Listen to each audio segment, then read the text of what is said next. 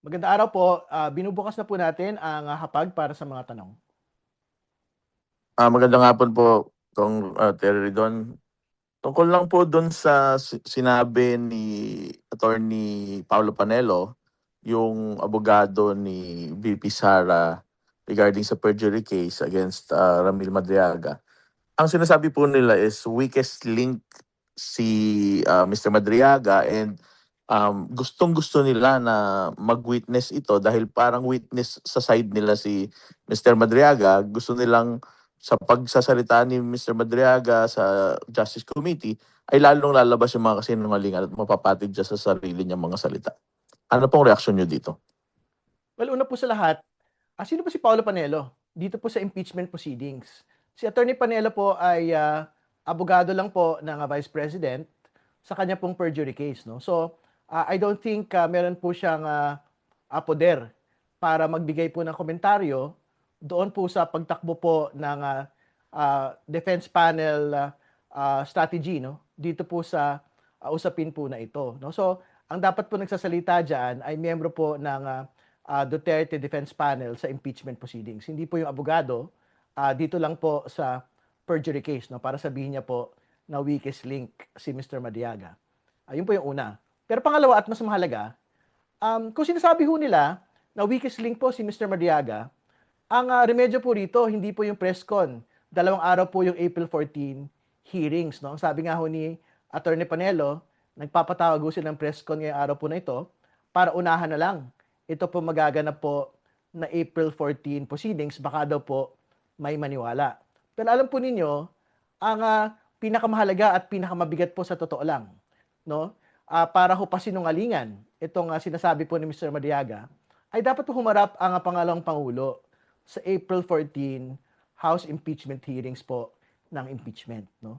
Hindi po sa pamamagitan ng isang press conference ng kanyang abogado, hindi ho para sa impeachment, kundi para ho sa perjury case. No? Kasi nga ho, yun po talaga yung plataforma para mabigyan ng pagkakataon ang atin pong pangalawang Pangulo na ilahad ang kanya pong depensa laban sa mga paratang sa kanya. At bahagi po rito, yung pong paglalatag ng kanyang depensa laban kay Mr. Ramil Madriaga. Ibig sabihin ho, kung totoo ba o hindi po ito, pwede ho niyang gawin ito sa April 14 para wasakin po yung kredibilidad ni Ginoong Madriaga. Kaya nga, yun po yung panawagan ho natin. Sa atin pong pangalawang Pangulo, bukas po ang House impeachment hearing sa atin pong Vice President. Meron po siyang karapatan na maglahad po ng kanya pong ebidensya sa araw po na yon at sa mga susunod pong mga pagdinig. At kasama din po doon sa kanya pong karapatan ay yung pong karapatan po na maglahad ng mga depensa para ho questionin ang kredibilidad po ni Ginoong Madiaga. Salamat po. Yung sinasabi niyo po doon sa para maunahan and baka may maniwala. Ang sinabi din po kasi ni Attorney Paulo Panelo doon is puro kalaban ni VP Sara yung nasa House Justice Committee. Ano po masasabi niyo dito? Well, alam po ninyo, yung pong House Justice Committee ay magpapatupad po ng kanya pong mandato, no? Dito po sa impeachment. So, ibig sabihin, kung very confident po ang pangalawang Pangulo at ang kanya pong abogado na weakest link po si Mr. Madiaga, di ko wala hong dahilan para matakot, wala pong dahilan para hindi po maglatag ng ebidensya laban kay Ginoong Madiaga sa araw po na yun. No, kasi yan naman po yung itinatadhana ng ating konstitusyon, ng ating pong rules, at nung lahat po ng mga umiiral po na jurisprudence, no, sa paglalatag po ng isang impeachment proceeding. Kaya nga, ang panawagan ho talaga natin doon, magpakita na lang po ang ating pong pangalawang Pangulo, doon po niya ilatag ang kanyang depensa laban kay Mr. Madiaga at hindi po sa isang press conference ng kanya pong abogado 2 araw bago po ang April 14 na pagdinig.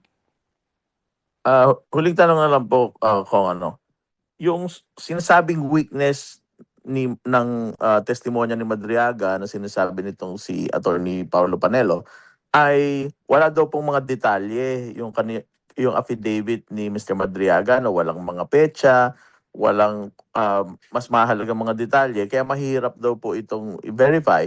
And ko-questionin talaga nila kung magdadagdag ng detalye doon sa Justice Committee. Well, una Ano ho po sa ang reaction niyo? well, una ho sa lahat, wala hong pumipigil, no, sa kahit sino, whether si Mr. Madriaga yan o kung sino man hong tao, na magbigay po ng dagdag pong mga detalye, no, para magbigay ho ng aktual na katotohanan sa mga paratang. Wala hong pumipigil doon. At yun po yung unang kailangan punto na kailangan linawin. No? Pero pangalawa, at ito ho yung mahalaga rin po para sa atin pong pangalang Pangulo at sa kanya pong mga abogado. Siyempre, while malaya po ang ating pangalang Pangulo na humarap, no, sa atin pong mga pagdinig, siyempre pagka humarap po si Vice President Sara Duterte doon, she will be afforded all her rights.